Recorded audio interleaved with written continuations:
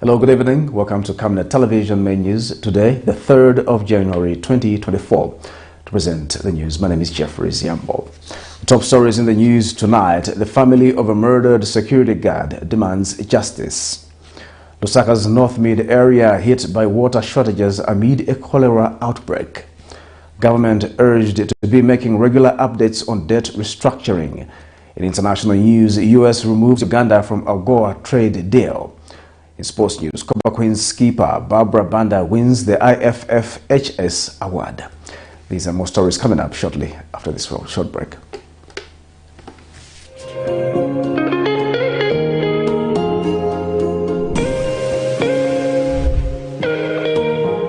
Introducing Darren B, a touch of class. Are you looking for the perfect place to elevate your style and glam up? Look no further. Darren B Touch of Class is your one-stop destination for hair and makeup transformation. Walk into Darren B and walk out feeling like a star. Your transformation starts here. Call us on 0772-870-588 or WhatsApp on 0972-049-213 to book your appointment today. Payments are made via mobile money or point-of-sale machine. Strictly no cash payments. We are located along Mossy Road in IFFHS, 4th close on the left after Kalikiliki Police Post. At Darren B, we pride ourselves on our team of dedicated and trained personnel ready to pamper both women and children. Darren B is open 7 days a week from 0720 hours to 1740 hours. From trendy hairstyles and stylish makeovers to flawless makeup, we do it all. Darren B, a touch of class. Hello again, the news in detail. The Millennium Project Completion Agency has finished the construction of the sewer network and water supply system in Lusaka's Mtendere compound at a cost of $28 million. Agency Communications Director Dr. John Kunda says so far the organization has managed to connect 6,000 properties to water and 5,000 to the sewer network. One of the beneficiaries, John BANDA of Mtendere B, says the installation of the sewer network has improved the sanitation situation in the area. More in the following report. More than 6,000 and 5,000 households have been connected to the water and sewer network respectively in Lusaka's Mtendere compound. This follows the completion of the installation of the water and sewer network in the compound by the Millennium Project Completion Agency at a cost of $28 million. Among the beneficiaries of the sewer and water system is Margaret Moyo and John Banda of Mtendere B area. Through the project, Ms. Moyo and Mr. Banda have waterborne toilets installed in their houses and shares the benefits so far.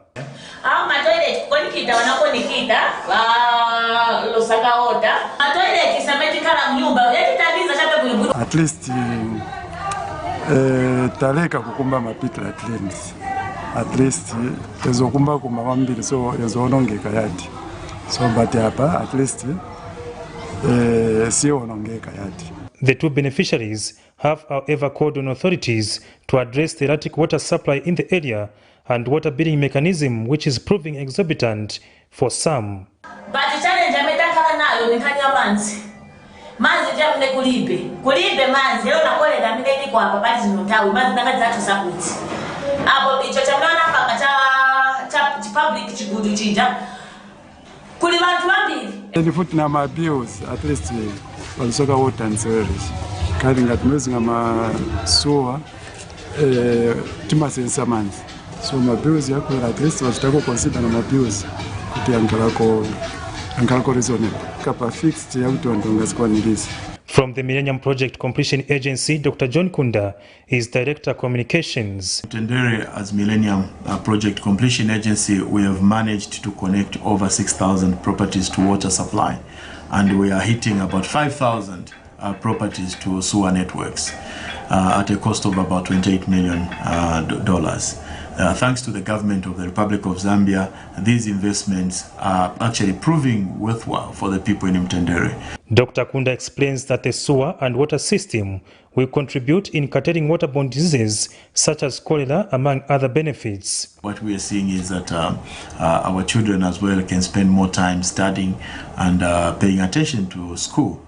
But most importantly, the public health benefits are huge.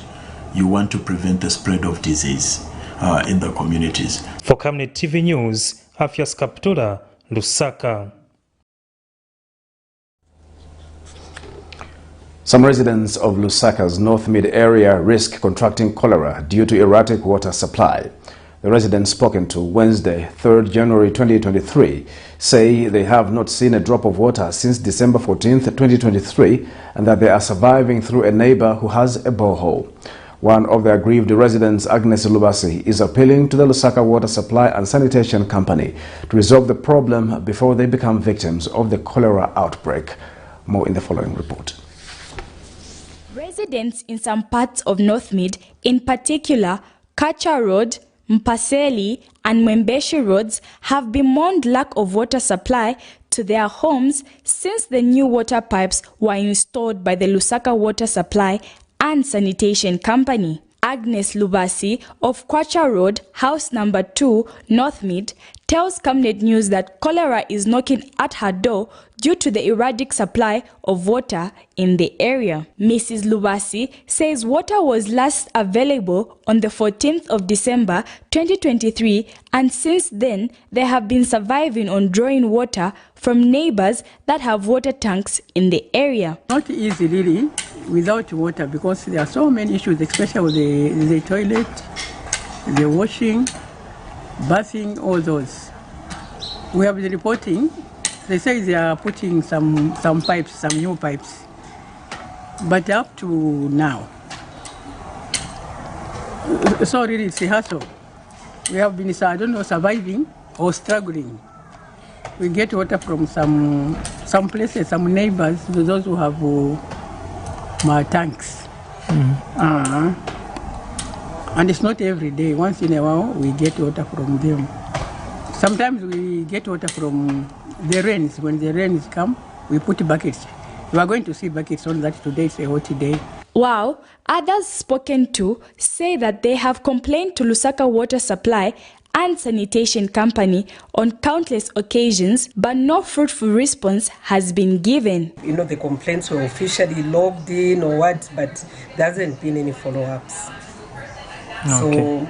So, water is a very big issue, and with the outbreak of cholera right now, we are scared. Okay. So what would be your word to the Lusaka Water using this platform? They should improve the water, the water system. They should really look into it.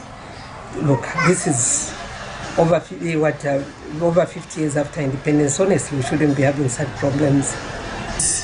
Water crisis since 16th of December 2023.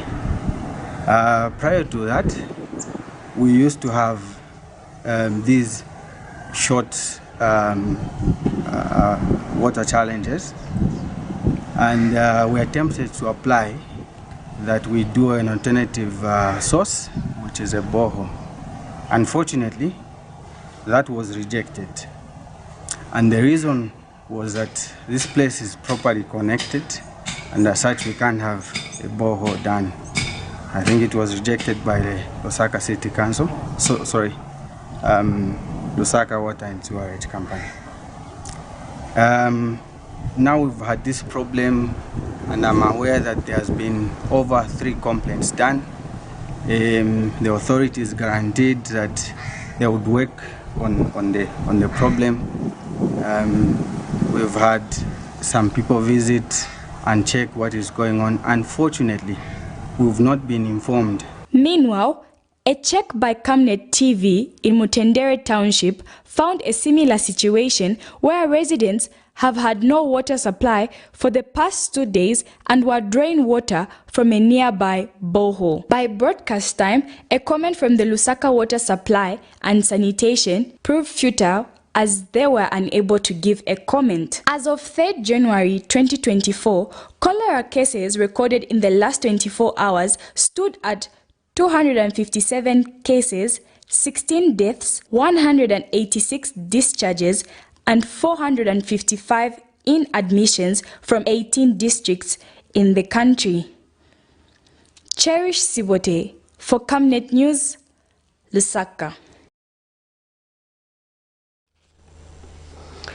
The family of a Lusaka-based security guard who was allegedly murdered by unknown people on the 31st of December 2023 while on duty is demanding justice for the death of their relative. Cousin to the deceased, Gilead Chisanga, wants to know who murdered his relative while working at Mandahill Mall and the security company to cover the funeral costs. Private Security Association of Zambia President Francis Mukuka has expressed sadness in the manner the security company is handling the matter.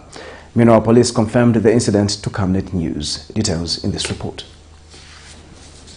The family of a Lusaka-based security guard who was allegedly murdered by unknown people on 31st December 2023 while in the line of duty at Lusaka's Mandahill Mall is calling for justice to prevail on the unclear circumstances which led to the death of their relative. The family members who trekked to the company where the late Enoch Chanda, 35, was working to seek financial help for the funeral of their beloved expressed displeasure that the deceased is believed to have been bashed by unknown people while trying to lock the gate at the mall, but questions why a police document suggests that the 35-year-old was involved in a road traffic accident.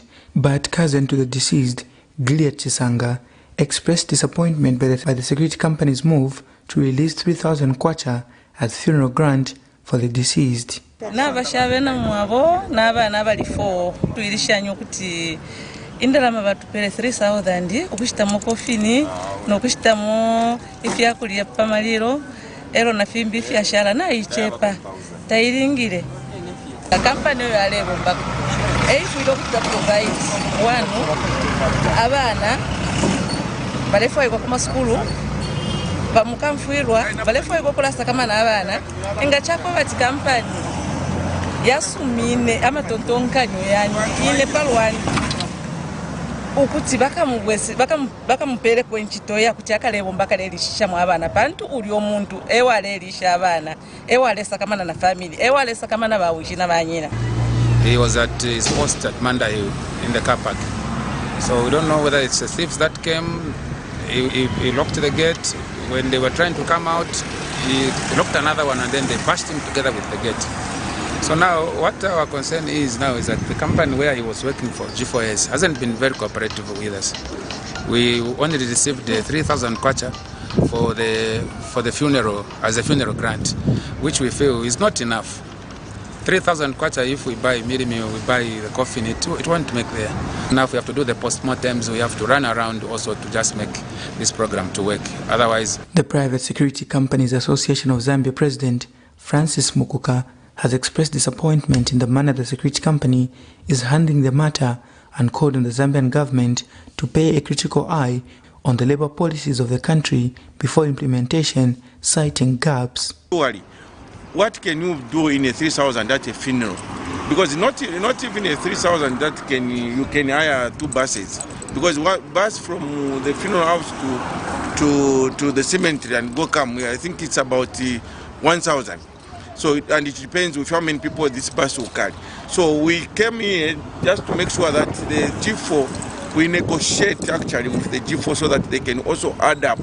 Because even the addition money that they have promised, they have added, it's not also enough. Hence, we are telling the Labour Minister that with the time that they were doing the minimum wage, they overlooked other conditions like the funeral grant. So why should we concentrate on the salary only, knowing to say it's the nature that a worker one day can die or something. Meanwhile, police spokesperson Ray Hamonga confirmed the alleged murder incident. According to security camera footage accessed by this journalist, the deceased was captured running to the gate in an attempt to block a vehicle which had been suspected of conducting illegal activities while at the mall. Nelson Zulu for Camnet News, Lusaka.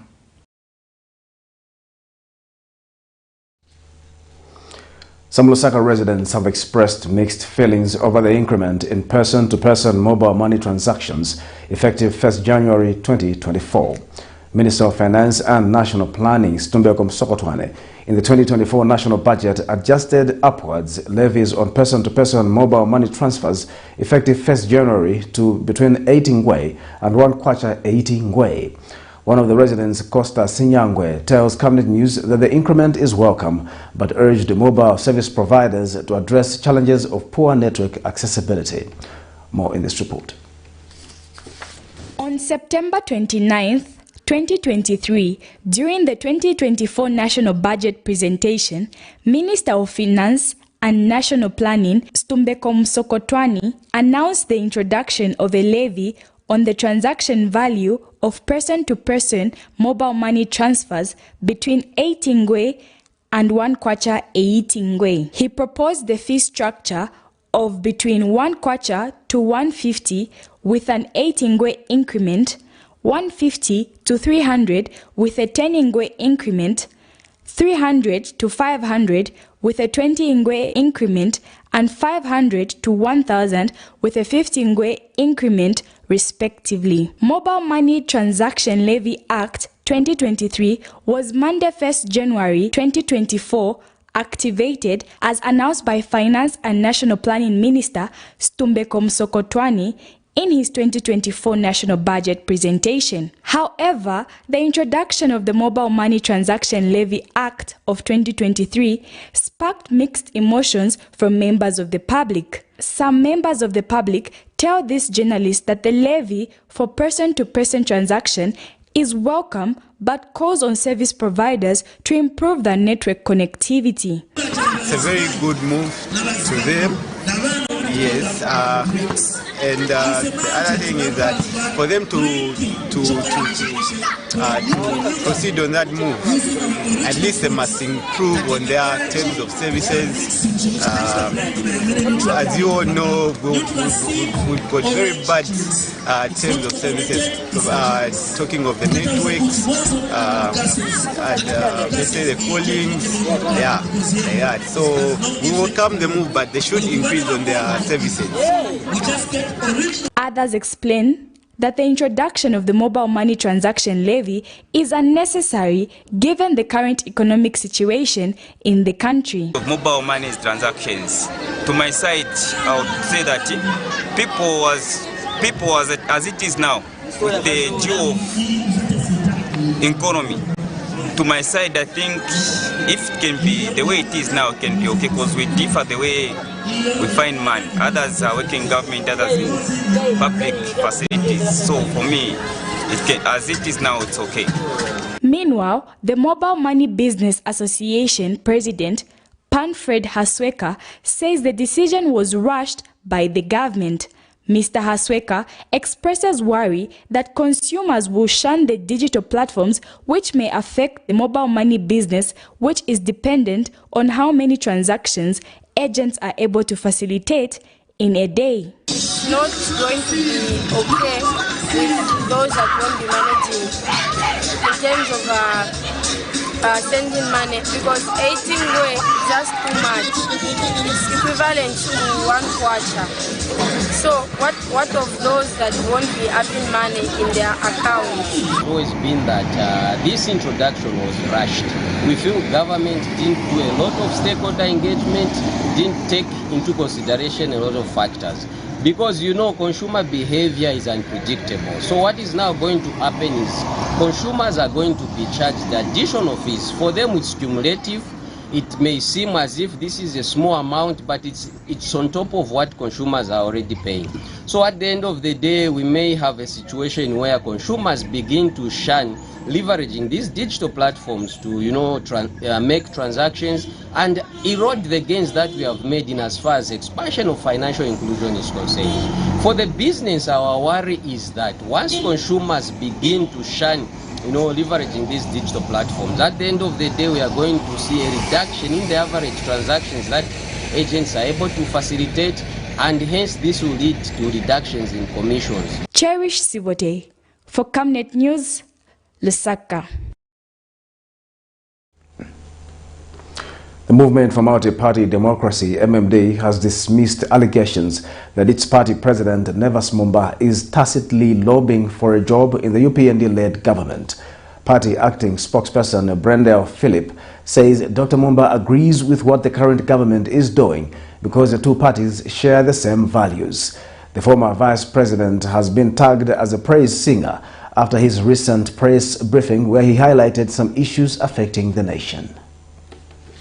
Arising from our recent held media briefing, our detractors haven't lost time in going to town to create a misconception that our party president, Dr. Nevis Mumba, is tacitly lobbying for a job in the UPND-led government.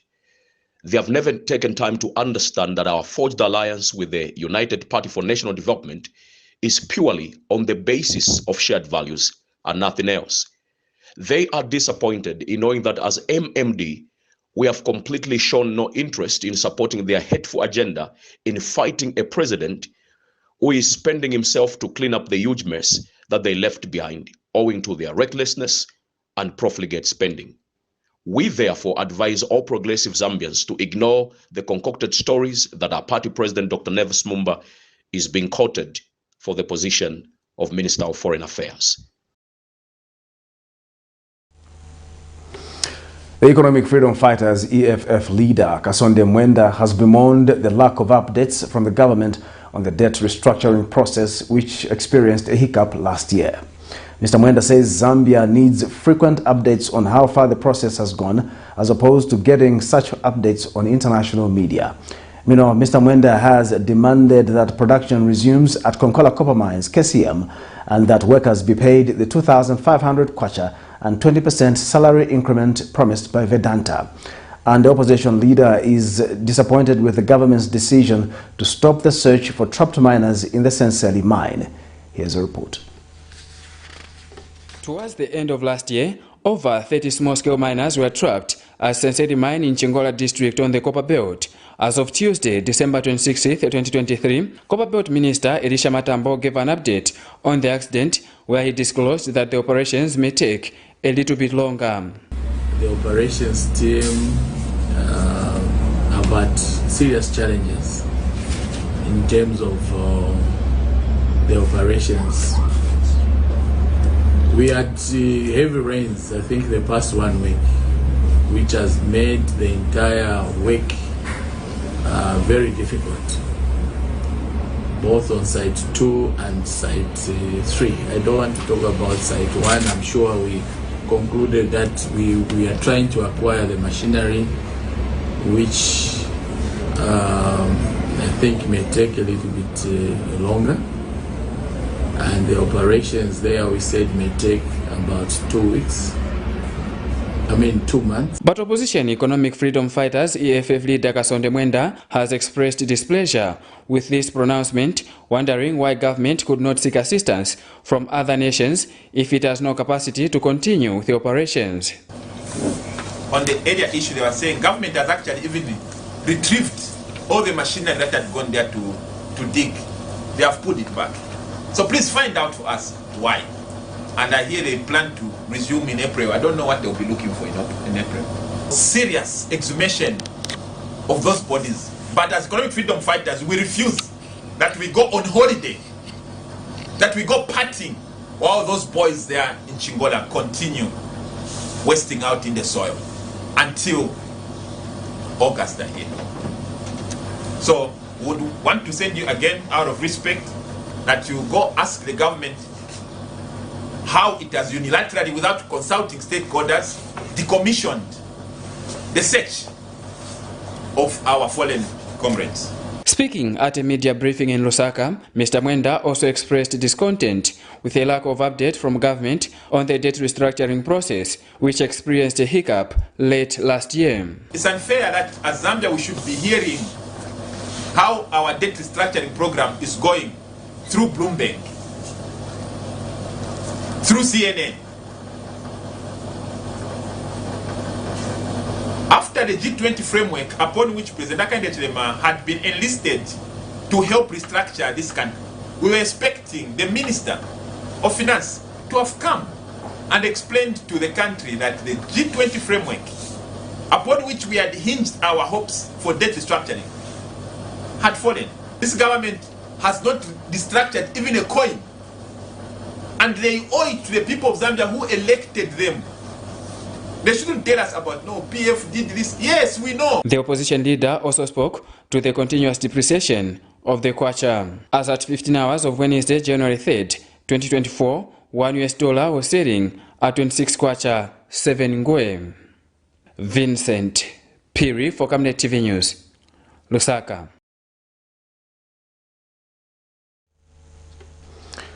Citizens First President Harry Kalaba has accused President Hakainde Hichilema of spreading hatred and tribalism through his constant recollection of brutality under the PF-led government.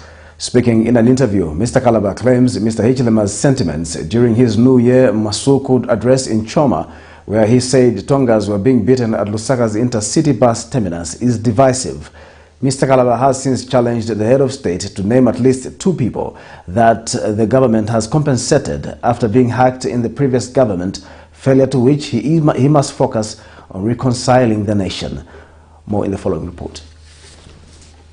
Citizens First leader Harry Kalaba has condemned President Hakainde Hichilema's continued reference to the alleged brutality which was perpetrated by the Patriotic Front PF-led administration, reacting to the president's New Year Masuku address in Joma Southern Province, where he said Tongas were being beaten as well as pangas used against them at Lusaka's intercity bus station. Mr. Kalaba contends that the tendency is divisive and promotes tribalism.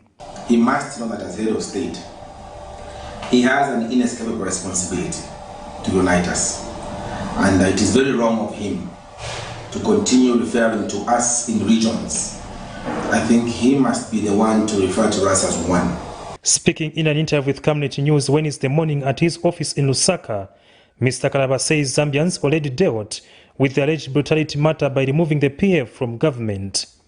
Whether there was a wrong which happened in the past, it is for him to ensure that that wrong is dealt with, and the Zambian people dealt with that wrong by putting him in government. We expect him to be serious in the manner he's managing national affairs, especially regional divisions, because they're very emotive. Meanwhile, Mr. Kalaba has doubted the ability for President Hichilema to achieve his resolutions for 2024. So the president is a talker. We have produced a talker in that man. And there's nothing that we're going to expect from him. 2024 will continue talking. And those of us who are focused will not even pay much attention to the president. Efforts to reach government chief spokesperson Cornelius Mwetwa proved futile as at broadcast time. For Camnet TV News, IFFHS Kaptula, Lusaka.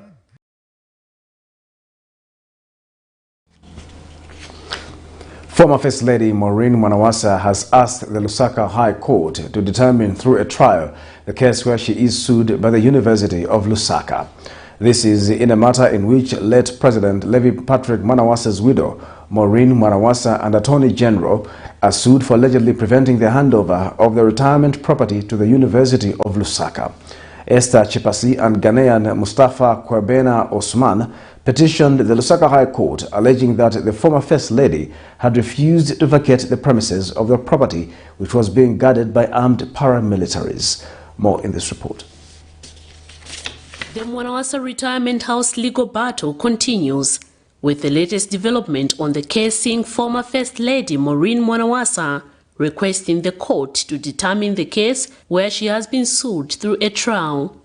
In this case, the former First Lady has been dragged to the Lusaka High Court by the University of Lusaka on allegation that she has been preventing the handover of the retirement property to the higher learning institution. According to an affidavit in support of motion to determine the matter by way of trial, the widow to the late President Patrick Mwanawasa submits that she has been in possession of the said property, which is located in Chongwe, and government is still constructing the retirement house. She tells court that the purported seller Esther Chipasi and Mustafa wrote her a letter informing her to vacate the property because they had sold it to the university.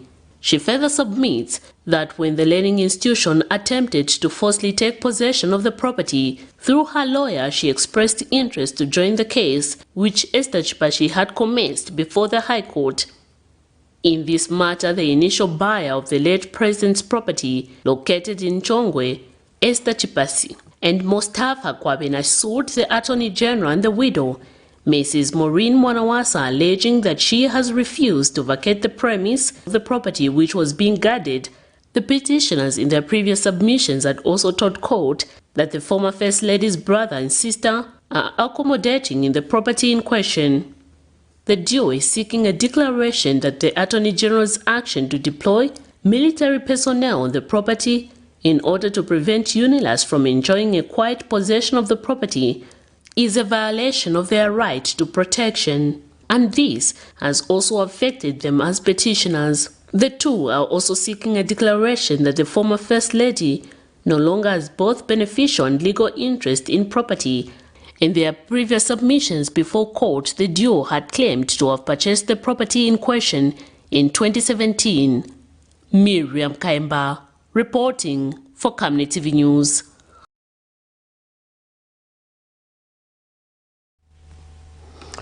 The Lusaka Magistrate Court has set aside the 14th of February 2024 as the date on which a 22-year-old woman who is accused of stealing a child will open her defense. This is in a matter in which Habiba Tembo is accused of 1 count of child stealing, contrary to section of the laws of Zambia. Particulars of the offense are that Habiba Tembo on November 28, 2022 in Lusaka, with intent to deprive Nasilele Sitwala, a mother who has the lawful care of charge of Nathaniel Banda, fraudulently did take away the said minor, a child under the age of 16. When the matter came up Wednesday, it was given another date because the trial magistrate is indisposed. You're watching Camnet Television Main News. My name is Jeffrey Ziambo. Stay with us for more news after this short break. Potatoes, the unsung heroes of flavor. From crispy chips to creamy mash, potatoes are the versatile superstars of your kitchen. Grown with love by our dedicated workforce drawn from around the community of Palavana. Savenda Farm's commitment is to see to it that we have potatoes that are grown right, healthy, big and tasty. For that quick fix or big celebration or that meal that brings family together, top chefs rely on the Savenda potato to create culinary masterpieces. And for others, it's that icebreaker to a delightful conversation. So, embrace the magic of Savenda potatoes.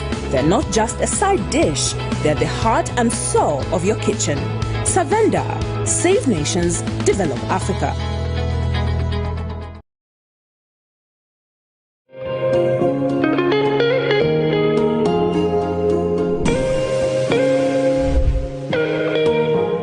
Introducing Darren B, a touch of class. Are you looking for the perfect place to elevate your style and glam up? Look no further.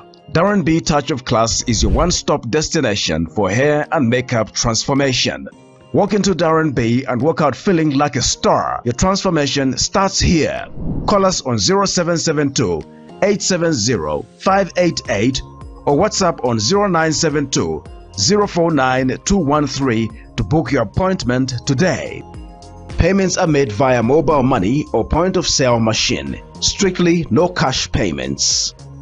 We are located along Mossy Road in Ibex Hill, 4th close on the left after Kalikiliki Police Post. At Darren B, we pride ourselves on our team of dedicated and trained personnel ready to pamper both women and children.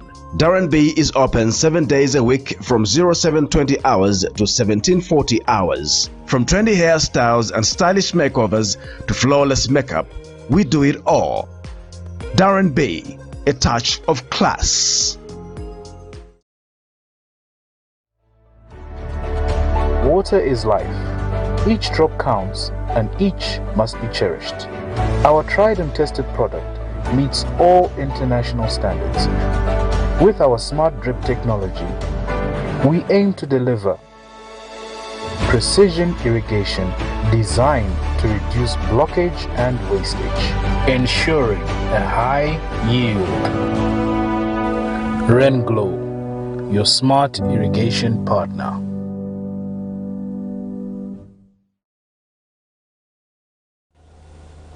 Welcome back. We continue with the news. Panos Institute Southern Africa has proposed the introduction of gender policies to enhance reporting cases of gender exploitation in higher learning institutions. Organization's Programs Officer Nyambe Jerry says currently victims are having challenges to report sexual abusers as they are not protected. Meanwhile, non-governmental gender organizations coordinating council NGOCC Executive Director Ann Anamela says all learning institutions should have strong whistleblowing policies to guarantee the safety and privacy of victims. In August and October last year, the Anti-Corruption Commission SEC arrested 3 Copperbelt University lecturers for sexual gratification practices. Here's a report.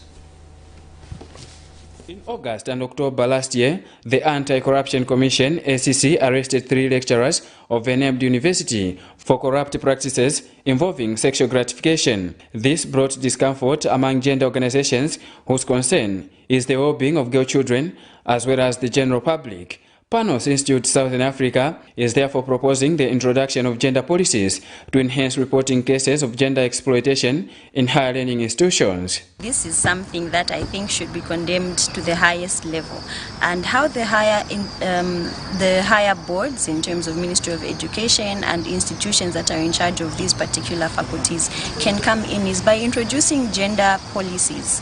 In introducing these gender policies, it enhances reporting, and it also encourages these female students as well as male students that may be affected to also come out in the open. The gender policies can include provisions that allow for their information to be withheld in terms of students, because then perhaps students are afraid of reporting because then they may find themselves on the wrong side and it may disadvantage their academics. Meanwhile, non-governmental gender organizations coordinating council NGOCC Executive Director Anya Namera says all learning institutions should have strong whistleblowing policies to guarantee the safety and privacy of victims and whistleblowers. So I think that one of the initial things they should do is have a very strong whistleblowing policy. And a whistleblowing process which will ensure that when the girls report, they are protected. They should have balances and checks to ensure that no one lecturer can determine a student's result based on their own whims and based on whatever they feel they should give that student. There are 2 things. One is there should be a strong whistleblower policy and very strong sensitization to the girls that, this thing happens, don't allow it to happen to you, and when it happens, this is how you should report. And that reporting must yield results, because if it doesn't yield results, then people stop to use those systems. Ms. Anamera also says there is need to sensitize both students and lecturers on the ills of the vice. Vincent Piri for Camnet TV News, Lusaka.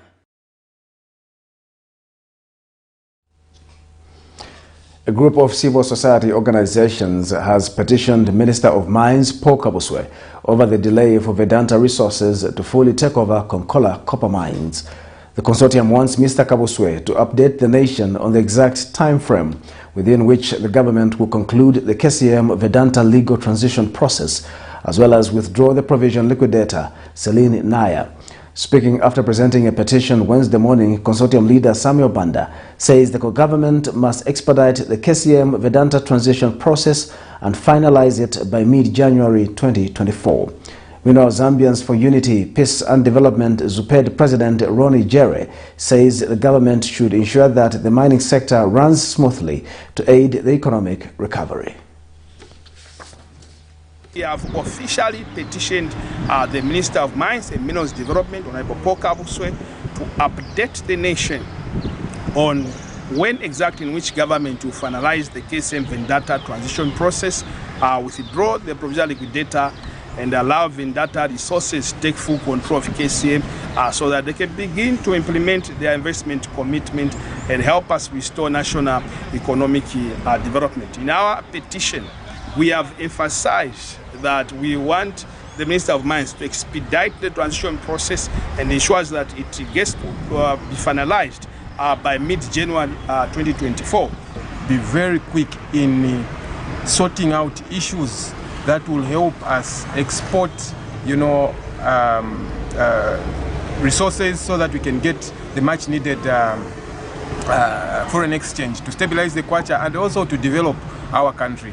But unfortunately, the 3 months has elapsed, so we are saying that it is imperative for the Minister of Mines to come out in the open and inform the public as to what is happening, because the provisional liquidator is still at the mines. We are leaving people to speculate.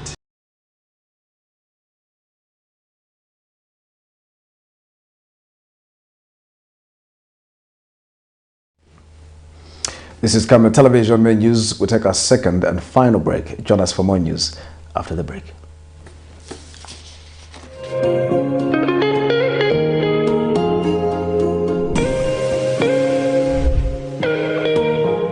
Introducing Darren B, a touch of class. Are you looking for the perfect place to elevate your style and glam up? Look no further. Darren B Touch of Class is your one-stop destination for hair and makeup transformation. Walk into Darren B and walk out feeling like a star. Your transformation starts here. Call us on 0772 870 588 or WhatsApp on 0972 049 213 to book your appointment today. Payments are made via mobile money or point-of-sale machine. Strictly no cash payments. We are located along Mossy Road in Ibex Hill, fourth close on the left after Kalikiliki Police Post. At Darren B, we pride ourselves on our team of dedicated and trained personnel ready to pamper both women and children. Darren B is open 7 days a week from 0720 hours to 1740 hours. From trendy hairstyles and stylish makeovers to flawless makeup, we do it all.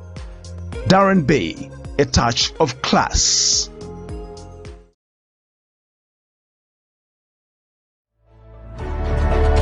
Water is life. Each drop counts and each must be cherished.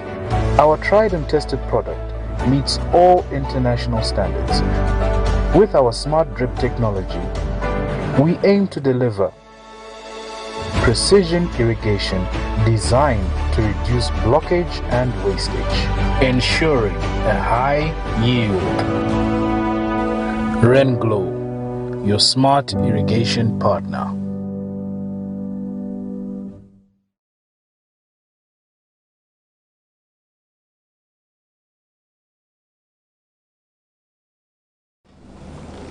Welcome back. And now in international news, Uganda is no longer a beneficiary of the African Growth and Opportunity Act AGOA after the United States struck the country off at the end of December. The United States also removed 3 other African countries, the Central African Republic, Gabon and Niger, from AGOA effective from January 1. The decree by U.S. President Joe Biden on December 29 will effectively end Kampala's ability to export certain commodities to the U.S. without added tax. It could have a serious impact on the Ugandan economy, which has significantly benefited from the program since its establishment in 2000. Here's a roundup of international news for more. The United States has removed Uganda as a beneficiary of the African Growth and Opportunity Act known as AGOA. 3 other African countries, the Central African Republic, Gabon and Niger, were also removed, effective from January 1st. The decree by U.S. President Joe Biden on December 29th will effectively end Kampala's ability to export certain commodities to the U.S. without added tax. The decision was made after Uganda passed its controversial Anti-Homosexuality Act last year, a law which could impose life imprisonment or even the death penalty for same-sex conduct. In October, Biden said that Uganda's removal from AGOA was due to gross violations of human rights. The expulsion will likely have a serious impact on the Ugandan economy, leading to thousands of job losses, particularly in the agriculture sector, and a decline in growth. In the 12 months to June 2023, Uganda's exports to the U.S. under AGOA amounted to $8.2 million, or about 11.5% of its total exports to the U.S. in the same period. The UN Security Council will convene an emergency meeting to address heightened security concerns in the Red Sea following a series of attacks by Houthi militants based in Yemen. The incidents involving drones, missiles and boats have targeted vessels either linked or heading to Israel, according to Houthi claims, citing solidarity with Palestinians in Gaza. The assault triggered military responses from US and British forces, leading to the formation of a coalition to safeguard shipping lanes. In response to the escalating situation, several commercial cargo companies have adjusted their operations, diverting ships away from the Red Sea. Instead, they opt for a longer route around the southern tip of Africa, bypassing the Red Sea's access to the Mediterranean through the Suez Canal. These actions have been labeled as illegal and a threat to innocent mariners, marking the 24th attack against merchant shipping in the southern Red Sea since November 19.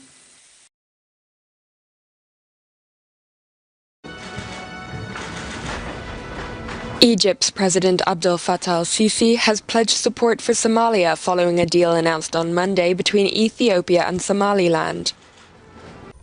In a phone call with Somalia's President Hassan Sheikh Mohammed on Tuesday, Sisi pledged to stand by Somalia and to support its security and stability.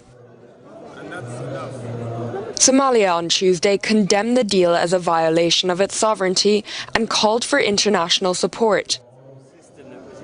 The agreement would allow Ethiopia access to a Red Sea port in Somaliland and also recognize Somaliland as an independent state. The breakaway region has yet to achieve widespread international recognition and is still seen by Somalia as part of its territory. The European Union on Tuesday also voiced its support of Somalia in a statement which stressed that Somali sovereignty be respected.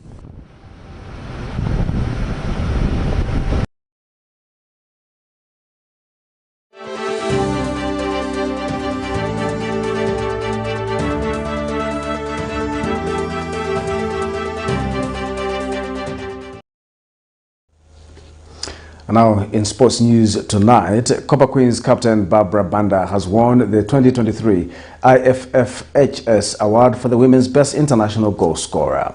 BARBRA becomes the third player to win the award after Ellen White in 2021 and Samantha Kerr in 2022.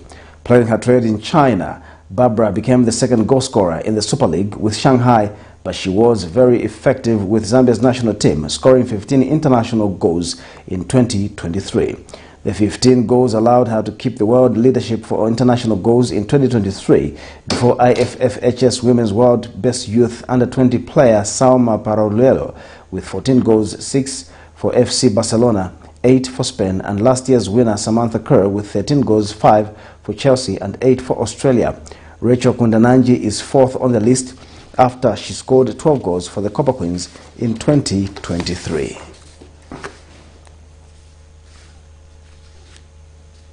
Congratulations to BARBRA BANDA for winning that award. To end Camnet Television main news, the top stories once again. The family of a murdered security guard demands justice. Lusaka's NORTHMEAD area hit by water shortages amid a cholera outbreak. Government urged to be making regular updates on debt restructuring. In international news, US removes Uganda from AGOA trade deal. And in sports news, Copper Queens skipper BARBRA BANDA wins the IFFHS award. Our Camnet verse of the day is coming from the book of 1 James, verse 2-3. Consider it pure joy, my brothers and sisters, whenever you face trials of many kinds, because you know that the testing of your faith produces perseverance. My name is Jeffrey Ziambo. Thank you for watching Camnet Television Main News. Good night.